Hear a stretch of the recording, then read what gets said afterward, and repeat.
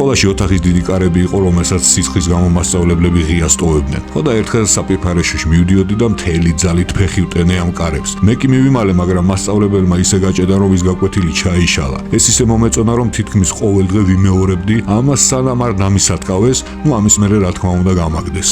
მეორეჯერ დანა სკოლიდან იმიტომ გარიცხეს, რომ მან დაინახა როგორ აწვალებდა ვიღაცა ბიჭი ბაყაყს. დანამ ისე სცემა, რომ სკოლის ხელმძღვანელობამ გამოიძახა სასწრაფო დაზარალებულისთვის. პატარა ყაჩაღი კი გააგდეს სკოლიდან.